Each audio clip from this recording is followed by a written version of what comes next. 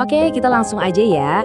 Di sini, kita bakal bedah tuntas sebuah blueprint 5 tahunan yang udah terbukti bisa mengubah total kondisi keuanganmu.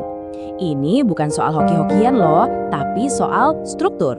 Pernah kepikiran gak sih, ada dua orang, titik awalnya sama, gajinya sama, tapi 5 tahun kemudian, wih, realitas finansial mereka udah kayak di planet yang berbeda. Nah, misteri inilah yang mau kita pecahkan bareng-bareng. Jawabannya itu bukan karena keberuntungan atau dapat promosi gede, bukan. Bedanya itu terletak pada apa yang mereka lakuin di 2 tahun pertama. Yang satu cuma reaktif, pasrah sama pasang surut keuangan. Satunya lagi, dia sengaja membangun sebuah sistem, sebuah fondasi yang kokoh. Perjalanan kita dimulai dari sini, di tahun pertama. Anggap aja ini tahun paling krusial, di mana kita beralih dari yang tadinya cuma ngikutin arus uang, jadi orang yang ngatur arusnya.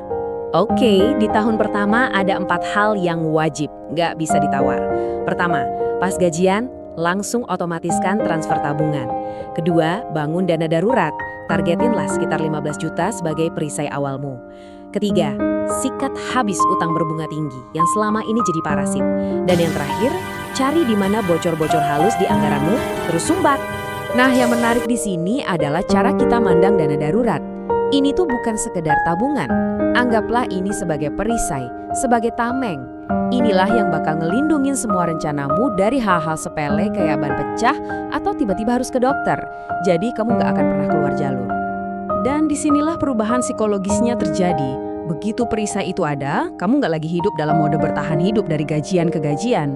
Kamu mulai bergerak dari posisi strategis. Kamu mulai merencanakan, bukan cuma sekedar bereaksi. Mari kita lihat gimana momentum ini dibangun. Setelah fondasinya kuat, tahun kedua itu isinya soal menciptakan momentum yang nyata. Fokus kita geser nih dari sekedar survive ke memperluas pendapatan secara aktif. Momentum ini dibangun di atas 2 pilar utama. Pertama, kamu coba tambahin satu aja sumber penghasilan sampingan. Gak usah yang ribet-ribet, bisa jadi freelance desain grafis atau bahkan jualan kue pas weekend. Tujuannya bukan buat kaya mendadak, tapi buat ngebuktiin kalau kamu bisa. Kedua, cari cara buat dapat kenaikan gaji sekecil apapun dengan ningkatin keahlianmu di kerjaan utama. Slide ini nunjukin dampaknya dengan jelas banget. Coba lihat, bar pertama itu gaji awalmu. Terus tambahin dikit dari kerjaan sampingan, lihat kan, naik, tambahin lagi kenaikan gaji kecil itu, dan total pendapatan bulananmu jadi beda banget. Ini bukan lompatan raksasa, tapi langkah-langkah kecil yang kalau ditumpuk jadi bukit.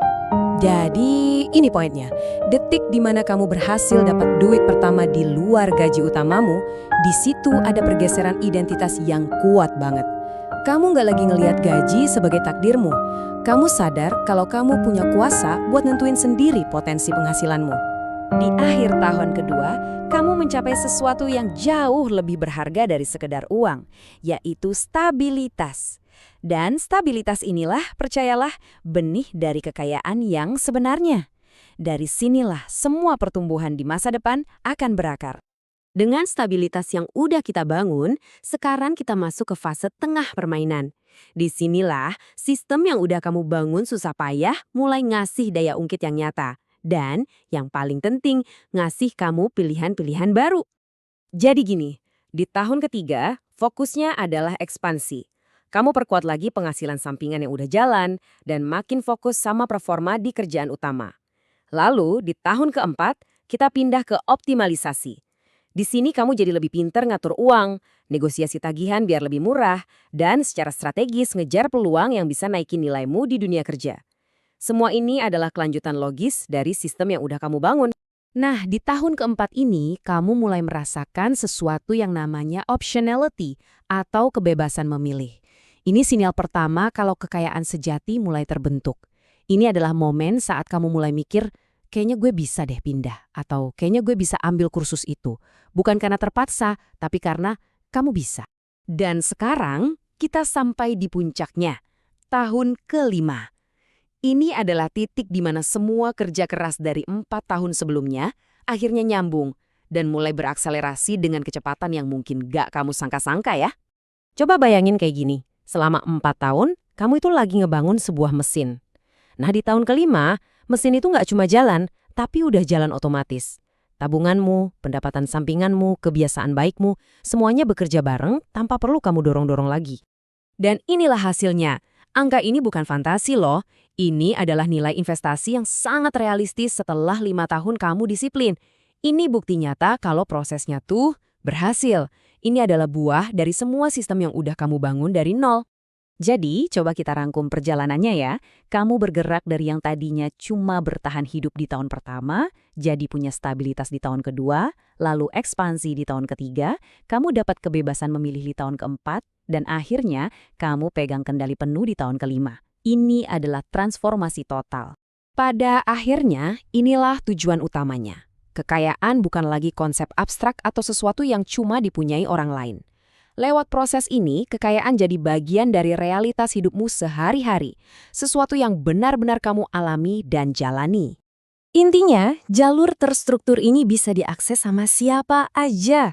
Ini bukan soal kamu mulai dari mana, tapi soal komitmen kamu sama prosesnya.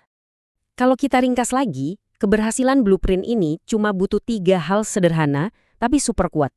Disiplin buat ngikutin rencana, kejelasan soal tujuan akhirmu, dan konsistensi buat terus jalan hari demi hari.